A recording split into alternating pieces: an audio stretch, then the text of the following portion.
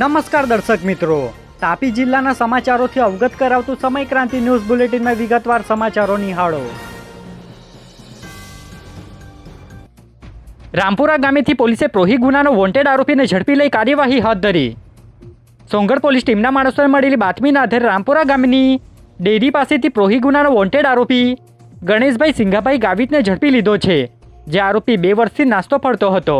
તેની સામે સોંગઢ અને વાલોડ પોલીસ મથકે ગુનો નોંધાયા હતા, જેને લઈ પોલીસે કાર્યવાહી હાથ ધરી છે, જેની માહિતી મંગળવારના રોજ 3 કલાકે મળી હતી। વ્યારા પ્રાંત કચેરી ખાતે જઈ જમીન સંપાદન અંતર્ગત ખેડૂતો દ્વારા આવેદનપત્ર આપી રજૂઆત કરાઈ।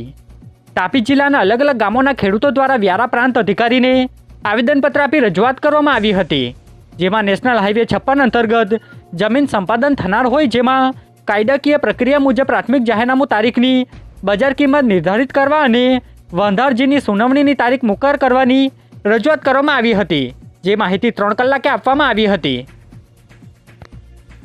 ચોરવાડ ગામે થયેલા અકસ્માતમાં ટ્રકના ચાલક સામે ગુનો દાખલ કરી કાર્યવાહી હાથ ધરી। સોંગઢ તાલુકાના ચોરવાડ ગામની સીમમાંથી પસાર થતા હાઈવે પર એક વિદ્યાર્થી ભરેલા પિકઅપ ગાડીના ટ્રકના ચાલકે ટક્કર મારી દેતા અકસ્માત સર્જાયો હતો, જેમાં એક વિદ્યાર્થીનીને ઈજાઓ પહોંચી હતી, જ્યારે અન્ય વિદ્યાર્થીઓને સામાન્ય ઈજાઓ પહોંચી હતી। જે બનાવમાં પોલીસે રાહુલ ગામિતની ફરિયાદના આધારે ટ્રક ચાલક ગુડિયા ગામિત સામે ગુનો દાખલ કર્યો છે, જેની માહિતી મંગળવારના 1 કલાકે પ્રાપ્ત થઈ હતી। વ્યારાના બજાર વિસ્તારમાં જીવ જાગરણ અંતર્ગતની રેલી કાઢવામાં આવી।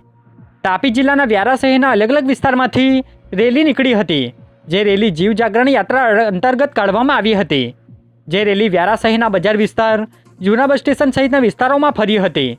જે રેલીમાં મહિલાઓ સહિત પુરુષો જોડાયા હતા અને ધર્મનો પ્રચાર કરવામાં આવ્યો હતો, જેની માહિતી મંગળવારના રોજ 32 કલાકે આપવામાં આવી હતી। ઉચ્છલ ખાતે ધારાસભ્યના હસ્તે માનવ ગરિમા યોજનાના લાભાર્થીને કીટનું વિતરણ કરવામાં આવ્યું। ઉચ્છલ ખાતે ધારાસભ્ય જયરામભાઈ ગામિતના હસ્તે માનવ ગરિમા યોજના હેઠળ તાલુકાના લાભાર્થીઓને ધંધા રોજગાર માટેની સાધન સામગ્રી કીટનું વિતરણ કરવામાં આવ્યું હતું, જેમાં અધિકારીઓ સહિત ગ્રામજનો તેમજ લાભાર્થીઓ મોટી સંખ્યામાં હાજર રહ્યા હતા। જે કાર્યક્રમની માહિતી મંગળવારના રોજ 4 કલાકની આસપાસ મળી હતી। કોંગ્રેસ પક્ષના બારડોલી લોકસભા બેઠકના ઉમેદવાર જાહેર થતાં અંધારવાડી રોડ નજીકથી પ્રતિક્રિયા અપાઈ। કોંગ્રેસ પક્ષના બારડોલી લોકસભા બેઠકના ઉમેદવાર જાહેર કરાયા છે, જેમાં સિદ્ધાર્થ ચૌધરીનું નામ જાહેર થતાં તેમના દ્વારા પ્રતિક્રિયા આપવામાં આવી હતી। જે પ્રતિક્રિયા મંગળવારના રોજ 36 કલાકે આપવામાં આવી હતી। હું તમામ કોંગ્રેસના શીર્ષસ્થ નેતૃત્વનો આભાર માનું છું। આદરણીય તમામ નેતાઓ જેમણે મારા પર વિશ્વાસ મૂકી અને મને આ લોકસભાની ચૂંટણીમાં ઉમેદવાર તરીકે કોંગ્રેસ પક્ષે જે પસંદગી કરી છે, તે માટે હું તમામ શીર્ષસ્થ નેતૃત્વનો ખૂબ આભાર માનું છું અને પૂરેપૂરી તાકાતથી બારડોલી લોકસભા જીતવાના તમામ પ્રયત્નો કોંગ્રેસ પક્ષના તમામ આગેવાનો સાથે મળીને અમે કરીશું। સોંગઢ નગરપાલિકા નજીક શહેર મિત્ર મંડળ દ્વારા રક્તદાન કેમ્પ યોજાયો।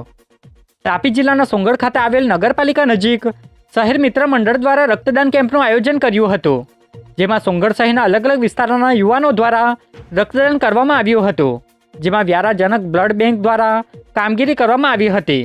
જે માહિતી 2 કલાકે મળી હતી। સોંગઢ ઓટા 4 રસ્તા નજીકથી પોલીસે બાઇક પર લઈ જવાતો વિદેશી દારૂ ઝડપી લીધો। સોંગઢ પોલીસ ટીમના માણસોને મળેલી બાતમીના આધારે ઓટા 4 રસ્તા નજીકથી પોલીસે બાઇક પર લઈ જવાતો વિદેશી દારૂ સાથે સુરેશ માવજીને અટક કરી પોલીસે એક આરોપી દીપિકાને વોન્ટેડ જાહેર કરી, જેમાં પોલીસે 28,000થી વધુનો મુદ્દામાલ કબજે કર્યો છે, જેની માહિતી મંગળવારના રોજ 32 વાગ્યે પ્રાપ્ત થઈ હતી। તાપી જિલ્લા ભાજપ કાર્યાલય ખાતે જિલ્લા ભાજપ સંગઠન દ્વારા કાર્યક્રમ યોજાયો।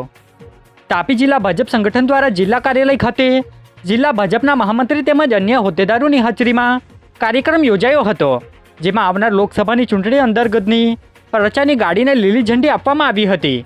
જે માહિતી મંગળવારના રોજ 2 વાગ્યે પ્રાપ્ત થઈ હતી। જિલ્લા આરોગ્ય અધિકારીની હાજરીમાં તાલુકા કક્ષાનો હેલ્થ મેળો યોજાયો। તાપી જિલ્લાના વ્યારા તાલુકાના બાલપુર આરોગ્ય કેન્દ્ર ખાતે તાલુકા કક્ષાનો હેલ્થ મેળો યોજાયો હતો, જેમાં જિલ્લા આરોગ્ય અધિકારી સહિત આરોગ્ય વિભાગના અધિકારીઓ અને કર્મચારીઓ હાજર રહ્યા હતા। જે કાર્યક્રમમાં 478 લાભાર્થીઓને લાભ આપવામાં આવ્યો હતો, જેમાં તાલુકા આરોગ્ય વિભાગના તબીબો હાજર રહ્યા હતા। જે માહિતી 2 કલાકે આપવામાં આવી હતી। તાપી જિલ્લા યુવા અને સાંસ્કૃતિક પ્રવૃત્તિ વિભાગના અધિકારી દ્વારા જાહેરનામું પ્રસિદ્ધ કરાયું.